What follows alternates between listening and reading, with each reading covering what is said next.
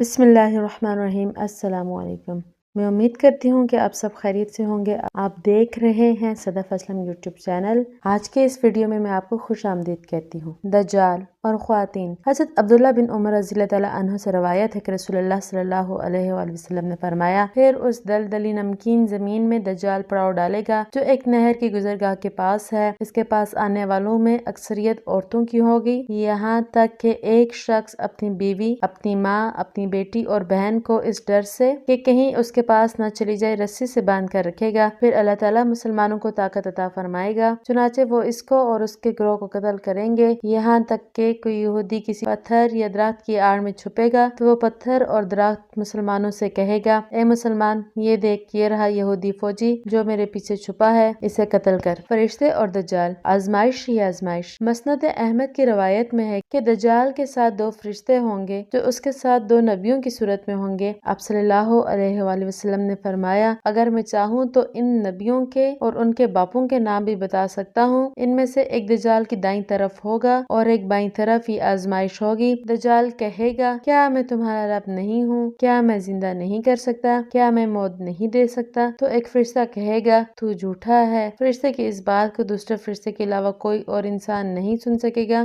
دوسرا فرشتہ پہلے والے سے کہے گا، تو نے سچ کہا۔ اس دوسرے فرشتے کی آواز کو سب لوگ سنیں گے اور وہ سمجھیں گے کہ یہ دجال کو سچا کہہ رہا ہے۔ یہ بھی آزمائش ہوگی۔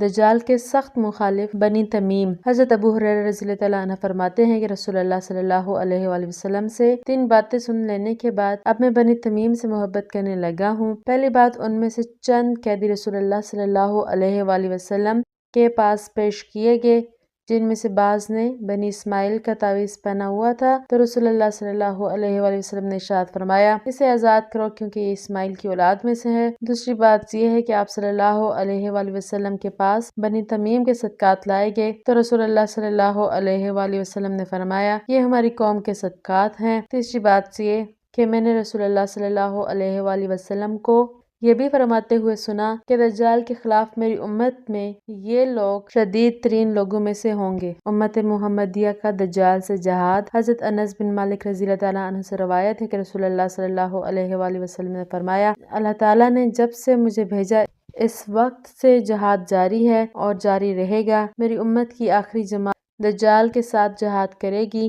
اس جہاد کو نہ تو کسی ظالم کا ظلم ختم کر سکے گا اور نہ کسی انصاف کرنے والے کا انصاف۔ حضرت ابو ہریرہ رضی اللہ تعالیٰ عنہ سے بیان کرتے ہیں کہ رسول اللہ صلی اللہ علیہ وآلہ وسلم نے فرمایا، مسیح دجال مشرق کی طرف آئے گا اور مدینہ میں داخل ہونے کا ارادہ کرے گا، حتیٰ کہ احد پہاڑ کے پیچھے پڑاؤ ڈالے گا۔ فرشتے وہیں سے اس کا منہ شام کی طرف پھیر دیں گے جس سے وہ شام میں ہلاک ہو جائے گا۔ ابن سیاد اور دجال، صحابہ کی کشمکش۔ ابن سیاد ایک یہودی تھا جو مدینہ میں رہتا تھا۔ اس کا اصل نام صاف تھا۔ وہ جادو اور شعبہ بازی کا بہت بڑا ماہر تھا۔ ابن سیاد کے اندر وہ نشانیاں بہت حد تک پائی جاتی تھی جو دجال کے اندر ہوں گی۔ یہی وجہ تھی کہ رسول اللہ صلی اللہ علیہ وآلہ وسلم خود بھی ابن سیاد کے بارے میں بہت فکر مند رہتے تھے اور اس کی حقیقت جاننے کے لیے کئی مرتبہ چھپ کر بھی اس کی گفتگو سننے کی کوشش کی۔ البتہ آپ صلی اللہ علیہ وآلہ وسلم نے آخر تک اس بارے میں کوئی واضح بات نہیں فرمائی کہ ابن سیاد ہی دجال ہے یا نہیں۔ اسی طرح صحابہ رضی اللہ تعالیٰ عنہ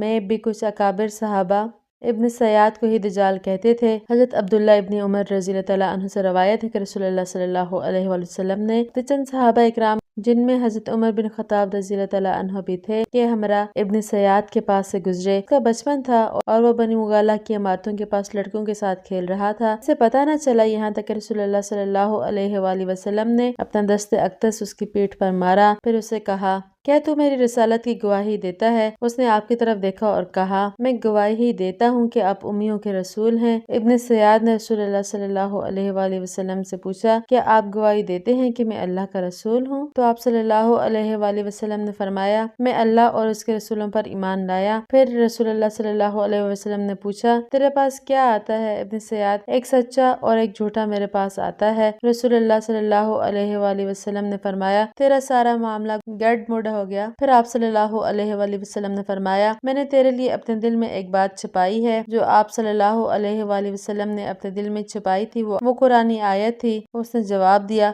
وہ پوشیدہ بات جو تمہارے دل میں ہے دغ ہے۔ آپ صلی اللہ علیہ وآلہ وسلم نے یہ سن کر فرمایا دور ہٹ، تو اپنی اوقات سے آگے ہرگز نہیں بڑھ سکے گا۔ حضرت عمر رضی اللہ تعالیٰ عنہ نے صورتحال دیکھ کر عرض کیا یا رسول اللہ صلی اللہ علیہ وآلہ وسلم، اگر آپ اجازت دیں تو میں اس کی گردن اڑا دوں۔ آپ صلی اللہ علیہ وآلہ وسلم نے فرمایا ابن سیاد اگر وہی دجال ہے تو پھر تم اس کو نہیں مار سکتے، اور اگر یہ وہ نہیں تو اس کو مارنے کا کوئی فائدہ نہیں۔ حضرت عبداللہ ابن عمر رضی اللہ تعالیٰ عنہ فرماتے ہیں جب آپ صلی اللہ علیہ وآلہ وسلم خطبہ دینے کے لیے لوگوں کے سامنے کھڑے ہوئے تو اللہ کی حمد و ثنا کی کہ وہ لائق ہے، پھر دجال کا بیان کیا اور فرمایا میں تمہیں دجال سے ڈراتا ہوں، اور نوح علیہ السلام کے بعد کوئی نبی ایسا نہیں گزرا جس نے اپنی قوم کو دجال سے نہ ڈرایا ہو۔ نوح علیہ السلام نے بھی اپنی قوم کو اس سے ڈرایا ہے، لیکن میں دجال کے بارے میں ایک ایسی بات تم کو بتاتا ہوں جو اس سے پہلے کسی نبی نے نہیں بتائی، تو تم جان لو دجال کانا ہوگا اور یقیناً اللہ کانا نہیں۔ حضرت عبداللہ ابن عمر رضی اللہ تعالیٰ عنہ فرماتے ہیں کہ ایک دن راستے میں میری ملاقات ابن سیاد سے ہو گئی۔ اس وقت اس کی آنکھ سوجی ہوئی تھی۔ میں نے پوچھا تیری آنکھ میں یہ وام کب سے ہے؟ اس نے کہا مجھے نہیں معلوم۔ میں نے کہا آنکھ تیرے سر میں ہے اور تجھے ہی معلوم نہیں؟ اس نے کہا اگر خدا چاہے تو اس آنکھ کو تیری لاٹھی میں پیدا کر دے۔ حضرت ابن عمر رضی اللہ تعالیٰ عنہ نے فرمایا اس کے بعد ابن سیاد نے اپنی ناک سے اتنی زور سے آواز نکالی جو گدھے کی آواز کی مانند تھی۔ حضرت نافع رحم اللہ سے روایت ہے کہ حضرت ابن عمر رضی اللہ تعالیٰ عنہ فرماتے ہیں خدا کی قسم مجھ کو اس میں کوئی شک نہیں کہ ابن سیاد ہی دجال ہے۔ حضرت ابو بکر رضی اللہ تعالیٰ عنہ فرماتے ہیں کہ ایک دن رسول اللہ صلی اللہ علیہ وآلہ وسلم نے فرمایا دجال کے والدین 30 سال اس حالت میں گزاریں گے کہ ان کے ہاں لڑکا نہیں ہوگا، پھر ان کے ہاں ایک لڑکا پیدا ہوگا جو بڑے دانتوں والا ہوگا، وہ بہت کم فائدہ پہنچانے والا ہوگا، جس طرح اور لڑکے گھر کے کام کاج میں فائدہ پہنچاتے ہیں وہ کوئی فائدہ نہیں پہنچائے گا، اس کی دونوں آنکھیں سوئیں گی لیکن اس کا دل نہیں سوئے گا۔ اس کے بعد رسول اللہ صلی اللہ علیہ وآلہ وسلم نے ہمارے سامنے اس کے ماں باپ کا حال بیان کیا۔ اس کا باپ غیر معمولی لمبا اور کم گوشت والا ہوگا، اس کی ناک مرغ جیسے جانور کی چونچ کی طرح لمبی اور پتلی ہوگی، اس کی ماں موٹی چوڑی اور لمبے ہاتھ والی ہوگی۔ حضرت ابو بکر رضی اللہ تعالیٰ عنہ فرماتے ہیں ہم نے مدینہ کے یہودیوں میں ایک عجیب لڑکے کی موجودگی کے بارے میں سنا تو میں اور زبیر رضی اللہ تعالیٰ عنہ اس کو دیکھنے چلے گئے۔ جب ہم اس لڑکے کے والدین کے پاس پہنچے تو کیا دیکھتے ہیں کہ وہ بالکل اسی طرح کے ہیں جیسا کہ رسول اللہ صلی اللہ علیہ وآلہ وسلم نے بیان فرمایا تھا۔ ہم نے ان سے پوچھا کیا تمہارا کوئی لڑکا ہے؟ انہوں نے بتایا ہم نے 30 سال اس حالت میں گزارے کہ ہمارے ہاں کوئی لڑکا نہیں تھا، پھر ہمارے ہاں ایک کانا لڑکا پیدا ہوا جو بڑے دانتوں والا اور بہت کم فائدہ پہنچانے والا ہے، اس کی آنکھیں سوتی ہیں لیکن اس کا دل نہیں سوتا۔ ابو بکر رضی اللہ تعالیٰ عنہ کہتے ہیں ہم دونوں وہاں سے چل دیے، پھر ہماری نظر اچانک اس لڑکے ابن سیاد پر پڑی جو دھوپ میں چادر اوڑے پڑا تھا اور اس میں گنگناہٹ کی ایک ایسی آواز آ رہی تھی جو سمجھ میں نہیں آتی تھی۔ اس نے سر سے چادر ہٹا کر ہم سے پوچھا تم نے کیا کہا ہے؟ ہم نے کہا ہم تو سمجھے کہ تو سو رہا ہے، کیا تو نے ہماری بات سن لی ہے؟ اس نے کہا ہاں میری آنکھیں سوتی ہیں لیکن میرا دل نہیں سوتا۔ سنن الترمذی۔ حضرت ابو سعید خدری رضی اللہ تعالیٰ عنہ فرماتے ہیں ایک مرتبہ میرا اور ابن سیاد کا مکہ کے سفر میں ساتھ ہو گیا۔ اس نے مجھ سے اپنی اس تکلیف کا حال بیان کیا جو لوگوں سے اس کو پہنچی تھی۔ وہ کہنے لگا لوگ مجھ کو دجال کہتے ہیں۔ ابو سعید کیا تم نے رسول اللہ صلی اللہ علیہ وآلہ وسلم کو یہ فرماتے ہوئے سنا؟ وہ نہیں سنا کہ دجال کی اولاد نہیں ہوگی جبکہ میری اولاد ہے؟ کیا رسول اللہ صلی اللہ علیہ وآلہ وسلم نے یہ نہیں فرمایا کہ دجال کافر ہوگا جبکہ میں مسلمان ہوں؟ کیا آپ کا یہ ارشاد نہیں ہے کہ دجال مدینہ اور مکہ میں داخل نہیں ہو سکے گا جبکہ میں مدینہ سے آ رہا ہوں اور مکہ جا رہا ہوں؟ حضرت ابو سعید خدری رضی اللہ تعالیٰ عنہ کہتے ہیں کہ ابن سیاد نے آخری بات مجھ سے یہ کہی یاد رکھو خدا کی قسم میں دجال کی پیدائش کا وقت جانتا ہوں اور اس کا مکان جانتا ہوں اور یہ بھی جانتا ہوں کہ وہ اس وقت کہاں ہے اور اس کے ماں باپ کو بھی جانتا ہوں۔ حضرت ابو سعید خدری رضی اللہ تعالیٰ عنہ کہتے ہیں کہ اس وقت موجود لوگوں میں سے کسی نے ابن سیاد سے کہا کیا تجھ کو یہ اس لیے معلوم ہوگا کہ تو خود دجال ہے؟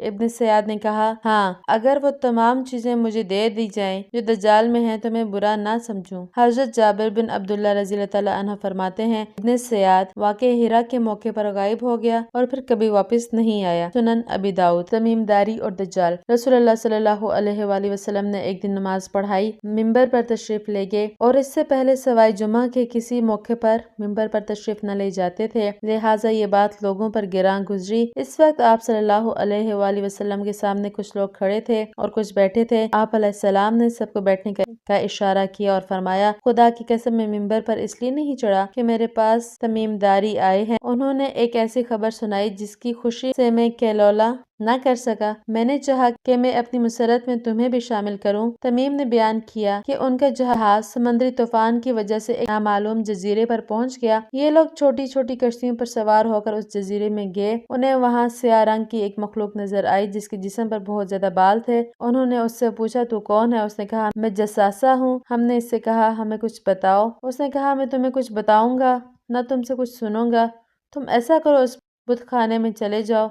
वहाँ एक शख्स है जो तुमसे बातें करने के लिए बहुत ख्वाहिशमंद है। वही तुम्हें कुछ बताएगा और वही तुमसे कुछ सुनेगा। ये सुनकर हम उस बुत खाने की तरफ चले गए। वहाँ एक बूढ़ा शख्स जंजीरों में जकड़ा हुआ था। उसने हमसे पूछा, तुम लोग कहाँ से आए हो? हमने जवाब दिया, शाम से। उसने पूछा, अरब का क्या हाल है? हमने जवाब दिया, जिनके बारे में तू पूछ रहा है हम वही लोग हैं और हमारा हाल अच्छा है। उसने कहा, उस शख्स का जो वहाँ पैदा हुआ था उसका क्या हाल है? हमने जवाब दिया, वो अच्छे हाल में है। शुरू में कुरैश ने उसकी मुखालफत की, लेकिन अल्लाह ताला ने उन्हें तमाम अरब पर गालिब फरमा दिया। अब सारे अरब एक दीन और एक खुदा को मानने वाले हो गए। उसने कहा, अच्छा जगर के चश्मे का क्या हाल है? हमने जवाब दिया, वो भी अच्छी हालत में है। लोग उसका पानी पीते हैं, खेतों को भी देते हैं। उसने पूछा, अमान और बेसान की खजूरों का क्या हाल है? हमने बताया, उसमें हर वक्त कसरत से पानी मौजूद रहता है और हर साल इसमें से फल आते हैं। ये सुनकर उस शख्स ने 3 चीखें मारी और बोला, अगर मैं इस कैद से छूटा तो जमीन के चप्पा चप्पा का गश्त करूंगा और इसका कोई हिस्सा नहीं छोड़ूंगा सिवाय तैयबा के, क्योंकि मुझ में वहाँ जाने की ताकत ना होगी। रसूलुल्लाह सल्लल्लाहु अलैहि वसल्लम ने फरमाया, ये सुनकर मुझे बहुत खुशी हुई, क्योंकि तैयबा यही शहर है। इसी जात की कसम जिसके कब्जा में मेरी जान है, मदीना की हर गली कुचा, सड़क, मैदान, पहाड़, नर्म और सख्त जमीन, अलगर्ज हर मकाम पर फरिश्ते नंगी तलवारें लिए पहरा देता होगा और क़यामत तक ये पहरा रहेगा। हज़रत अबू हुरैरा रज़ियल्लाहु तआला अन्हु से रवायत है कि रसूलुल्लाह सल्लल्लाहु अलैहि वसल्लम ने फरमाया, जब तुम में से कोई नमाज पढ़कर फारिग हो जाए तो अल्लाह से 4 चीजों की पनाह मांगो। अल्लाहुम्मा इन्नी अऊज़ु बिका मिन अज़ाबि जहन्नम व मिन अज़ाबिल कब्र व मिन फितनतिल महया वल ममात व मिन शर्रि फितनतिल मसीहिद दज्जाल। ए अल्लाह, मैं जहन्नुम की अजाब से तेरी पनाह मांगता हूँ, कब्र के अजाब से, मौत और हयात के फितने से और मसीह दज्जाल के शर से। मुस्लिम शरीफ सूरह कहफ की इब्तिदाई और आखिरी आयात। हज़रत काब अहबार रज़ियल्लाहु तआला अन्हु ने फरमाया, जो दज्जाल के फितना में मुब्तला हो और सब्र करे वो फितना में ना पड़ेगा,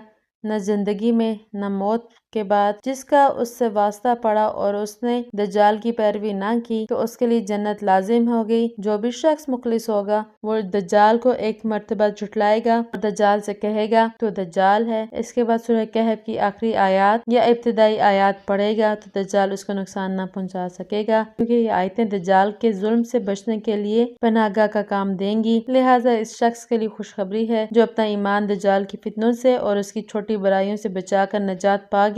दज्जाल का मुकाबला उम्मत मुहम्मदिया में वो लोग करेंगे जो सहाबाए किराम की तरह उस वक्त जमीन पर बेहतरीन लोग होंगे। रहबात दज्जाल। हजरत इमरान हसन रज़ियल्लाहु तआला अन्हु से रवायत है कि रसूलुल्लाह सल्लल्लाहु अलैहि वसल्लम ने इरशाद फरमाया, जो दज्जाल के मुतालिक सुने तो चाहिए कि इससे दूर भागे, क्योंकि इसके पास अगर ऐसा शख्स भी जाएगा जो अपने आप को मोमिन समझता होगा तो वो भी इसका पैरोकार हो जाएगा, इसलिए कि वो ऐसे ही शोहबात लिए खड़ा होगा। सुनन अबी दाऊद। दज्जाल और जादू। दज्जाल के पास तमाम शैतानी और जादुई कुव्वतें होंगी। जादू को अभी एक नए अंदाज में मुतारिफ करवाया जा रहा है। बड़े शहरों में बाकायदा जादू के स्टेज शो मुनक्किद कराए जा रहे हैं। निज दुनिया के बड़े जादूगर इस वक्त यहूदियों में मौजूद हैं। उन्होंने जादू के इल्म में बहुत तरक्की की है। इनमें कई बड़े बड़े सियासतदान और दुनिया के बड़े बड़े ताजर भी जादूगर हैं। जादू की मुख्तलिफ किस्म के निशानात तमाम दुनिया में घर घर पहुंच चुके हैं। मसलन 6 कोनों वाला दाऊदी सितारा, 5 कोनों वाला सितारा, लहर का निशान जो पेप्सी की बोतल पर बना हुआ है, शाम की तर्ज की सीढ़ी,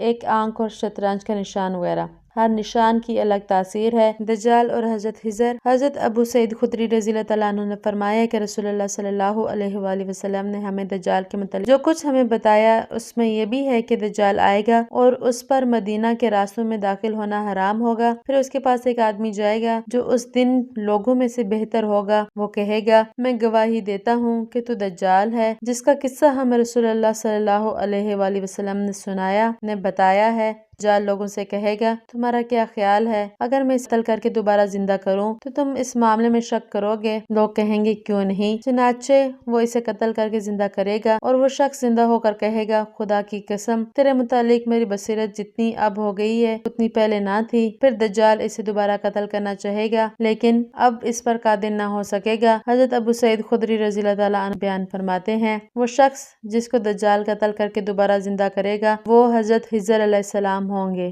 حضرت امامہ رضی اللہ تعالیٰ عنہ روایت کرتے ہیں کہ رسول اللہ صلی اللہ علیہ وآلہ وسلم نے ارشاد فرمایا جب دجال شکست کھا کر بھاگنے لگے گا تو حضرت عیسیٰ علیہ السلام اس کا پیچھا کرتے ہوئے لد شہر کے مشرقی دروازے پر اسے جا لیں گے اور وہیں اسے قتل کریں گے۔ حضرت حذیفہ رضی اللہ تعالیٰ عنہ سے روایت ہے کہ رسول اللہ صلی اللہ علیہ وآلہ وسلم نے فرمایا دجال آئے گا، اس کے پاس پانی کے ذخائر اور پھل ہوں گے، آسمان کو حکم دے گا کہ برس تو وہ برسے گا، زمین کو حکم دے گا کہ اپنی پیداوار اگا تو وہ اگائے گی، اس کے پاس سرید کا پہاڑ ہوگا جس میں گھی کا چشمہ ہوگا، یہ بڑی نالی ہوگی۔ دجال تمام دنیا میں گھومے گا سوائے مکہ، مدینہ اور بیت المقدس کے۔ اس کے بعد حضرت عیسیٰ ابن مریم علیہ السلام فلسطین کے لد نامی شہر میں قتل کریں گے۔ حضرت عبداللہ بن عمر رضی اللہ تعالیٰ عنہ فرماتے ہیں جس وقت حضرت عیسیٰ علیہ السلام نزول فرمائیں گے دجال بیت المقدس کا سخت محاصرہ کیے ہوئے ہوگا، آپ ظہر کی نماز کے بعد اس کی طرف بڑھیں گے اور آپ اس کا پیچھا کرتے ہوئے جب اس کے پاس پہنچیں گے چونکہ وہ آپ کی سانس کی وجہ سے پہلے ہی پگھل رہا ہوگا اور سخت اذیت میں مبتلا ہوگا۔ اس وقت دجال کی زندگی کی تھوڑی سی رمق باقی ہوگی تو آپ علیہ السلام آگے بڑھ کر اسے قتل کر دیں گے۔ میں امید کرتی ہوں کہ آپ نے قصہ دجال سے بہت سیکھا ہوگا۔ ویڈیو کو لائک کرنا اور چینل کو سبسکرائب کرنا مت بھولیے۔ اپنا رکھیے ڈھیر سارا خیال۔ ہمیں دیجیے اجازت۔ اللہ نگہبان۔